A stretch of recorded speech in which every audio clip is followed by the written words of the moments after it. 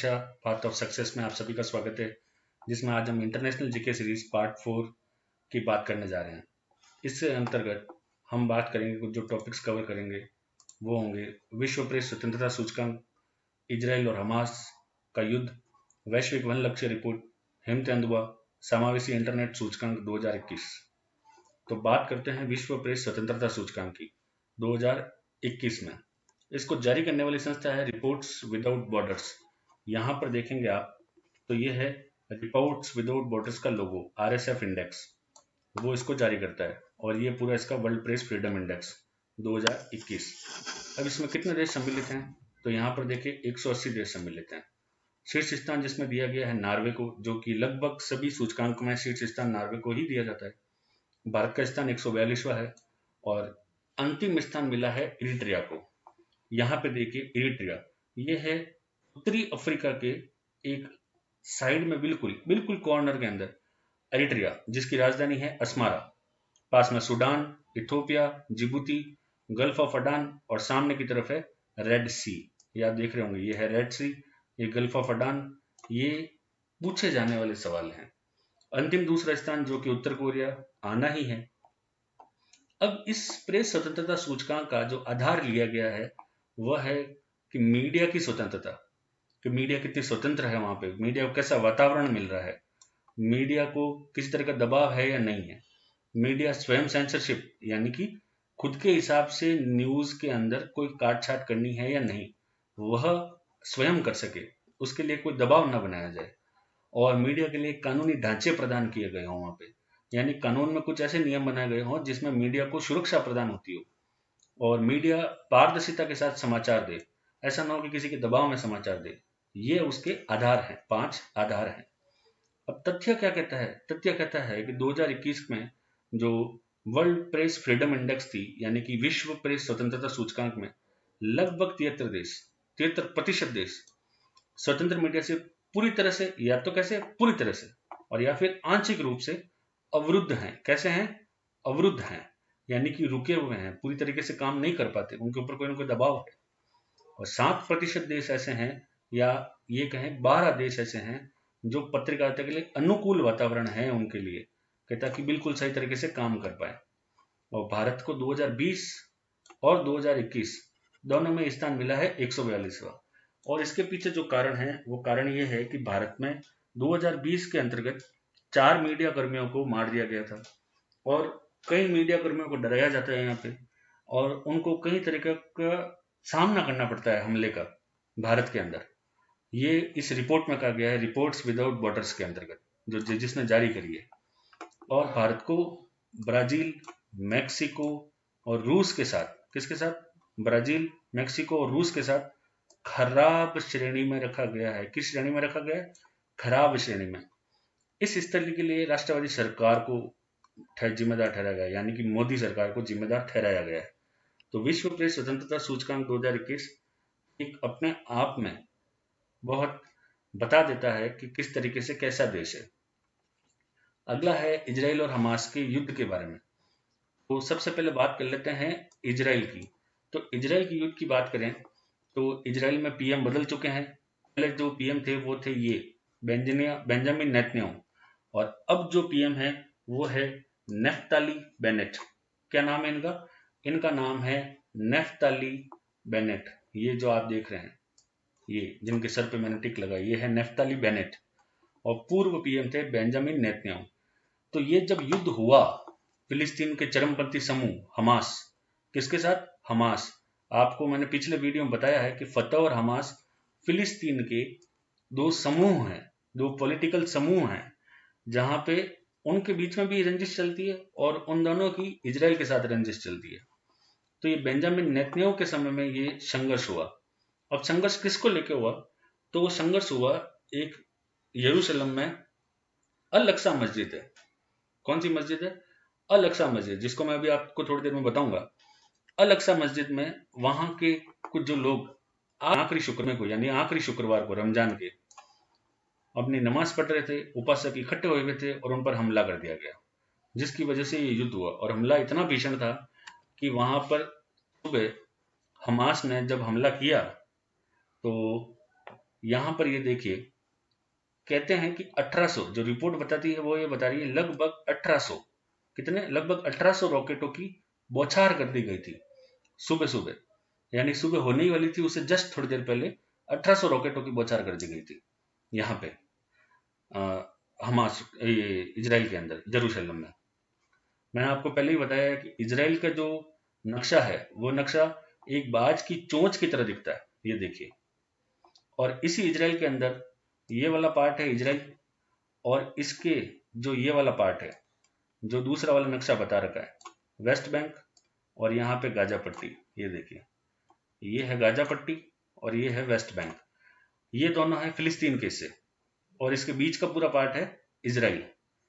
अब यहाँ पे जो वेस्ट बैंक फिलिस्तीन का जो ये पार्ट है जेरूसलम, यहाँ पे लिखा हुआ दिख रहा होगा आपको जेरूसलम, ये जेरूसलम को लेकर लड़ाई है कुल मिला के, वहां के यहूदियों के लिए लड़ाई है। अब हुआ क्या यहाँ पे, ये देखिए, ये है एक जगह, ये पूरी जो हरी कलर की बाउंड्री कर रखी है, ये पूरी जगह, ये है टेम्पल माउंट। क्या है? Temple mount. यहाँ पे मौजूद है अल अक्सा मस्जिद। इस अल अक्सा मस्जिद में हजारों लाखों लोग इकट्ठे हो रखे थे, या सैकड़ों हजारों लोग इकट्ठे हो रहे थे, और उनके ऊपर सुबह सुबह रमजान के आखिरी जुम्मे के टाइम उनके ऊपर हमला कर दिया गया। क्या कर दिया गया? हमला कर दिया गया, जो कि यहूदी लोग थे। और ये यहूदी लोग इस जगह को, इस टेम्पल माउंट की जगह को, ये आपके एग्जाम में आएगा, टेम्पल माउंट की जगह को अपना सबसे पवित्र स्थल मानते हैं। क्या मानते हैं? सबसे पवित्र स्थल। इस जगह को क्या मानते हैं? सबसे पवित्र स्थल। ये है Dome of the Rock, Temple Mount के ऊपर स्थित। इस टेम्पल माउंट को ये अल हराम अल शरीफ भी कहते हैं। क्या कहते हैं? अल हराम अल शरीफ। अब जब यहाँ पे युद्ध हो गया, युद्ध तो विराम नहीं हो रहा था, रुक नहीं रहा था, तब कई सारे देशों ने, जैसे कि अमेरिका, मिस्र और कुछ अंतर्राष्ट्रीय मध्यस्थों ने, अंतर्राष्ट्रीय देशों ने मध्यस्थ होकर हिंसा को रोकने के लिए इजराइल पर दबाव बनाया, जिससे अभी युद्ध विराम की स्थिति हो गई है। अब युद्ध विराम चल रहा है, ठीक है। अब बात करते हैं वैश्विक वन लक्ष्य रिपोर्ट, यानी ग्लोबल फॉरेस्ट गोल्स रिपोर्ट। पूरे विश्व में वनों के लिए क्या लक्ष्य लगाए गए हैं, उसकी रिपोर्ट। यह रिपोर्ट दी जाती है आर्थिक और सामाजिक मामलों के विभाग। किसके? आर्थिक और सामाजिक मामलों के विभाग, जो कि यूएनओ का ही एक हिस्सा है, यूएनओ का ही एक हिस्सा है, उसके द्वारा दी जाती है। रिपोर्ट का काम क्या है? यूनाइटेड नेशन यानी संयुक्त राष्ट्र, स्ट्रेटेजिक यानी कि तैयारी करनी, plan for forest, strategic plan for forest यानी फॉरेस्ट को किस तरीके से बढ़ावा दिया जाए, फॉरेस्ट में रहने वाले लोगों को कैसे बढ़ाया दिया जाए। और ये उद्देश्य उनका है 2017 से 2030 तक का। इस रिपोर्ट का काम ये है, जिसमें कई सारे उद्देश्य और लक्ष्यों का शामिल है, जिसमें कि कुछ बिंदु यहाँ पे दिए गए कि कोविड-19 की जो महामारी हुई थी, उसके कारण विश्व सकल उत्पाद में, इसमें विश्व सकल उत्पाद में 3% की गिरावट आई, जो कि वैश्विक महामंदी की सबसे बड़ी गिरावट है। आपको पता होना चाहिए कि वैश्विक महामंदी 2007, 8 और 9 के बीच में रही थी, जिसके अंदर पूरे विश्व में कई लोगों की नौकरियां चली गई, कहीं बर्बाद हो गए, कई लोगों को इसकी वजह से आत्महत्याएं करनी पड़ी। तो उसके बाद सबसे बड़ी गिरावट 2020 में यहां पर आई है, कोविड-19 महामारी के कारण। अब इसके अंदर एक और लक्ष्य के अंदर और उद्देश्यों के अंदर शामिल था कि क्या इफेक्ट पड़ा है इस रिपोर्ट पे। 1980 से 2000 तक में जितने भी उष्ण कटिबंधीय वन थे, उनका लगभग 100 मिलियन हेक्टेयर नष्ट हो चुका है। कितना? 1980 से 2000 तक 20 सालों में उष्ण कटिबंधीय वनों का लगभग 100 मिलियन हेक्टेयर नष्ट हो गया। और ये कितना है? वैश्विक जनसंख्या का जो 25% हिस्सा है, पूरी दुनिया की जनसंख्या लगभग 7 अरब के आसपास, प्लस में ही है, थोड़ी सी ज्यादा ही है 7 अरब से। तो 7 अरब की जनसंख्या का 25% हिस्सा वनों पर अपना जीवन निर्वाह करता है, अपनी आजीविका चलाता है, उसी से अपना रोजगार और आय के स्रोत पैदा करता है। और वहां पे ये महामारी ने बहुत बड़ा संकट पैदा कर दिया है। अब ग्रामीण क्षेत्रों के गरीब जो होते हैं, जो ग्रामीण क्षेत्र में रहने वाले लोग हैं, और उनमें भी गरीब लोगों में से 40% लोग वनों और सवाना क्षेत्रों यानी घास के मैदानों में ही रहते हैं। तो इसका मतलब उनका जीवन निर्वाह किसकी वजह से चल रहा है? वनों की वजह से चल रहा है। अब इसने जो ग्लोबल फॉरेस्ट गोल्स हैं, यानी कि वैश्विक वन लक्ष्य हैं, उनमें क्या क्या लक्ष्य ज्यादा महत्वपूर्ण दिए गए हैं। सबसे पहला दिया है रिवर्स फॉरेस्ट। क्या दिया है? रिवर्स फॉरेस्ट कवर लॉस, यानी कि जहां वन नष्ट हो गए हैं या कोई आपदा के कारण वन नष्ट हो गए, जल गए हैं, उनको जगह पे वापस नए वनों का लगाया जाए, नए पेड़ पौधे लगाए जाएं, ताकि वापस वो वन बन सके, वहां का बायोडाइवर्सिटी यानी जैव विविधता बनी रहे। अगला गोल क्या दिया, अगला लक्ष्य क्या दिया? Improve forest benefits and livelihood, यानी कि वहां पे अधिक सुविधाएं दी जाए ताकि लोगों की आजीविका चलती रहे जो वनों में रहते हैं। उसके बाद तीसरा, protect forest and use sustainable forest product, यानी कि इसके अंतर्गत यह आता है कि आप जो वनों से बने हुए प्रोडक्ट हैं उनको ज्यादा यूज करें, जिससे क्या हो, फॉरेस्ट बने रहें। फॉरेस्ट बने रहे इसका मतलब यह नहीं यूज करने का मतलब पेड़ काट के नहीं, इसका मतलब यह है कि वनों से मिलने वाली जो वनस्पतियां हैं, ठीक है, उन सभी को काम में लिया जाए, उनके अलग अलग तरीकों को यूज लिया जाए, उनके मिलने वाले फलों को यूज लिया जाए, और जिससे क्या हो, फॉरेस्ट प्रोडक्ट के नाम से बेचा जाए। वह फॉरेस्ट को बचा के रखता है। वहां पे मोबिलाइज किया जाए रिसोर्सेज को। कैसे रिसोर्सेज को मोबिलाइज करें? यानी कि ये, यानी कि डॉलर, यानी कि पैसा वहां पर आए वनों में, पूरे विश्व में रुपया आए, इधर उधर वनों के अंदर रुपयों की आवक हो। और ये कैसे होगी? जब हम उनके प्रोडक्ट्स काम में लेंगे। कैसे होगी? जब हम उनके प्रोडक्ट्स काम में लेंगे। और एक और दे रखा है इंक्लूसिव फॉरेस्ट गवर्नेंस, यानी कि हमारी सरकार को क्या करना होगा, या विश्व में जहाँ पे कहीं पे भी अलग अलग सरकारें हैं उनको क्या करना होगा, वनों के लिए एक कड़े कदम उठाने होंगे जिससे वन संरक्षित रहे और वनों को बढ़ावा मिले, लोग वनों को काटे नहीं। ये है पांचवा। और छठा और लास्ट क्या है? Corporate cooperate work across sectors, यानी कि वन के लिए अलग अलग जितने भी विभाग हैं वो एक साथ मिलजुल कर काम करें। कैसे काम करें? एक साथ मिलजुल कर। उसके बाद बात करते हैं हिम तेंदुआ, यानी कि स्नो लेपर्ड। किसकी बात है? Snow leopard. इसके बारे में एक रिपोर्ट जारी की गई है वर्ल्ड वाइल्ड लाइफ फंड। ये भी बार बार पूछा जाने वाला प्रश्न है कि world wild life fund, WWF का फुल फॉर्म, जो कि हिम तेंदुए के बारे में, या जो ऐसी जीव जो कि खत्म होने की कगार पर हैं उनके बारे में एक संस्था है जो कि वर्ल्ड वाइल्ड फंड के नाम से जानी जाती है, WWF। अब यहां पर यह शीर्षक क्या दिया गया है कि हिम तेंदुए के जितने भी क्षेत्र हैं, हिम तेंदुए के जितने भी क्षेत्र हैं उनकी स्थिति का पता लगाया जाए और उनकी स्पष्ट रूप से समीक्षा की जाए कि वो कहां पर, किस जगह पर उनका ज्यादा आना जाना या लगा हुआ है, जिस जगह पर वो ज्यादा ठहरते हैं उन क्षेत्रों का ज्ञान हो लोगों के बीच में। सरकार को पता होना चाहिए कि कौन सी जगह संरक्षित करनी है। और रिपोर्ट में क्या किया गया कि 12 देशों में से, कितने में से, 12 देशों में हिम तेंदुए के 70% से अधिक आवास पर शोध ही नहीं हुआ, यानी रिसर्च की ही नहीं गई 12 देशों में। सबसे ज्यादा रिसर्च कहाँ की गई? तो बात यह आती, कहीं तो की होगी। कहाँ पे सबसे ज्यादा अधिक शोध हुआ है? तो वो है नेपाल, भारत और चीन में। कहाँ हुआ है? नेपाल, भारत और चीन में। और हिम तेंदुए की संख्या इतनी कम है जिसकी वजह से ये वाइल्ड लाइफ फंड काम कर रहा है, बार बार रिपोर्ट जारी कर रहा है, सरकारों को आगाह कर रहा है। तो हिम तेंदुए की संख्या 4000 से कम रह गई है, जो कि वाकई में सोचने वाली बात है कि कैसे इनको बचाया जाए, कैसे इनका संरक्षण किया जाए। 1904 और अभी चल रहा है 2021, कितने साल हो गए? 100, 10, 110 और उसके बाद में कुछ और साल, ठीक है, 110, 116 साल हो गए। 116 साल में से सिर्फ 23% आवासीय क्षेत्र पर शोध हुआ है। कितने पर? 23% आवासीय क्षेत्र पर शोध हुआ है, बाकी पर उन्होंने बात ही नहीं कही, कई सरकारों ने काम ही नहीं किया है। लेकिन भारत द्वारा कुछ उठाए गए हैं कदम, अच्छे कदम उठाए गए, इसमें हिम तेंदुओं के आवास के लिए संरक्षण पैदा करना। 2019 में इसके लिए प्रोजेक्ट स्नो लेपर्ड लॉन्च किया गया था। 2013 में वैश्विक हिम तेंदुओं और पारिस्थितिकी तंत्र संरक्षण, यानी कि वैश्विक हिम तेंदुआ यानी ग्लोबल स्नो लेपर्ड, और पारिस्थितिकी यानी इकोसिस्टम, इकोसिस्टम को संरक्षण, हिम तेंदुए के लिए इकोसिस्टम का संरक्षण। भारत 2023 में इस कार्यक्रम का हिस्सा था और हिस्सा है। भारत ने एक और प्रोजेक्ट लॉन्च किया जिसका नाम था भारत ने स्नो लेपर्ड पॉपुलेशन असेसमेंट, यानी कि जो हिम तेंदुआ है उसकी जनसंख्या का अभी कितनी बड़ी है, कितनी कम हुई है, उसका जानकारी 2019 में लॉन्च किया था, लेकिन ये सर्वे अभी तक शुरू ही नहीं हुआ है। इस बात को 2 साल हो चुके हैं। ये देखिए, ये देख रहे हैं स्नो लेपर्ड यानी हिम तेंदुआ। हिम तेंदुआ के शरीर पर खूब सारे बाल हैं।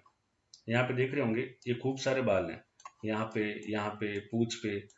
और हमारे यहाँ पे जो बर्फीले प्रदेश नहीं है, जहाँ पर बर्फीले प्रदेश नहीं है, वहां पर जो लेपर्ड पाए जाते हैं, हिम तेंदुए पाए जाते हैं, जो तेंदुए पाए जाते हैं, उन पे फर कम होते हैं, बाल कम होते हैं और अधिक फुर्तीले। फुर्तीले दोनों में बराबर हैं। ये है वर्ल्ड वाइल्ड लाइफ फंड का लोगो। अगली बात होती है समावेशी इंटरनेट सूचकांक यानी इंक्लूसिव इंटरनेट इंडेक्स। तो समावेशी और इंक्लूसिव ये ऐसे शब्द है जो एग्जाम में आ सकते हैं शब्दावली के अंतर्गत। समावेशी और इंक्लूसिव का मतलब है कि कितनी इंटरनेट आप उसमें काम में ले रहे हैं, उसके बारे में ये इंडेक्स है, ये सूचकांक है। और ये सूचकांक जारी कौन करता है? इकोनॉमिस्ट इंटेलिजेंस यूनिट, जो कि मैंने पिछले वीडियो में बताया है इसके बारे में, और फेसबुक, इन दोनों ने मिलकर जारी किया है समावेशी इंटरनेट सूचकांक। शीर्ष स्थान मिला है इसमें स्वीडन को। तो स्वीडन के बारे में देख लेते हैं। यह है स्वीडन। पिछले वीडियो में आपको ऊपर दिखाई दे रहा होगा लिंक, पिछले वीडियो में डेनमार्क के बारे में बताया था, जो कि जर्मनी के ऊपर है। यहाँ है जर्मनी, इस जगह पर क्या है? जर्मनी। जर्मनी के ऊपर है डेनमार्क, इधर है बाल्टिक सी, और बाल्टिक सी के ऊपर है स्वीडन, जिसकी राजधानी है स्टॉकहोम। जिसकी राजधानी क्या है? स्टॉकहोम। अब इसमें देश कितने सम्मिलित है? इसमें 120 देश सम्मिलित हैं। और ये है इसका गणित कि कैसे ये इंटरनेट सूचकांक तैयार किया गया है। तो पूरे विश्व के जीडीपी का 98% हिस्सा, कितना? पूरे विश्व के जीडीपी का 98% हिस्सा, और पूरे विश्व की जनसंख्या का 96% हिस्सा के बराबर ये इंडेक्स काम करता है, जिसका प्रतिनिधित्व करता है। और किस आधार पर तैयार की जाती है? तो इसके लिए 4 मानक दिए गए। कौन कौन से? कि इसकी उपलब्धता, अवेलेबिलिटी कितनी है, कितने इसको इस्तेमाल करते हैं, वहन क्षमता, कितने लोग इसको खरीद पाते हैं, प्रासंगिकता यानी कि कितने लोग इसका सही से इस्तेमाल करते हैं। प्रासंगिकता को रिलेवेंस भी कहते हैं, ये एग्जाम के हिसाब से महत्वपूर्ण है। प्रासंगिकता यानी रिलेवेंस। उपयोग करने की तत्परता यानी रेडीनेस। इसका मतलब क्या है? रेडीनेस यानी जैसे ही आपको इंटरनेट मिला, आप इस्तेमाल हो गए, वाईफाई का पासवर्ड दे दो। स्वीडन पहले नंबर पे, अमेरिका दूसरे पे, और स्पेन तीसरे पे। अंतिम स्थान मिला है बुरुंडी, 120वां स्थान। कितना मिला है? 120वां स्थान। भारत और थाईलैंड दोनों को 49वां स्थान मिला है, यानी कि यहाँ पर इंटरनेट अच्छे से इस्तेमाल किया जा रहा है, इसलिए 49वें स्थान पर है। 2020 में 52वां स्थान था और अब 49वां, यानी 3 अंकों का सुधार। 2020 तक भारत में 60 लाख लोग इंटरनेट यूज कर रहे थे, और 2025 तक इसकी 1 अरब से ज्यादा इंटरनेट इस्तेमाल करने वाले लोग होंगे, इसकी संभावना है। तो संकेतकों के आधार पर भारत की दृष्टि, अभी जो संकेतक बताए आपको, आधार बताए, उपलब्धता, वहन क्षमता, प्रासंगिकता, उपयोग करने की तत्परता। तो उपलब्धता कितनी है भारत के? तो 77। वहन क्षमता यानी कि अफोर्डेबिलिटी, कितने लोग खरीद सकते हैं, तो 20वां। इसमें सबसे अच्छे हमारे रैंक है 20वां। क्यों है 20वां? क्योंकि हमारे यहाँ पे इंटरनेट सस्ता है। प्रासंगिकता, इसमें हमारा वही 49वां स्थान है, क्योंकि हम सही से इस्तेमाल कर रहे हैं या नहीं, वह जरूरी है। उपयोग करने की तत्परता, इसमें भी हम आगे हैं कि हम फटाफट उपयोग कर लेते हैं अगर कहीं हमें इंटरनेट मिल जाए तो। और दक्षिण एशिया में, ये इसके लिए इंपॉर्टेंट तथ्य है कि दक्षिण एशिया में सबसे कम प्रदर्शन करने वाला जो देश था वो था पाकिस्तान। 90वां स्थान मिला है इसको, पाकिस्तान को। Thanks for watching my video. Please subscribe to my channel for more updates. Share this video with your friends.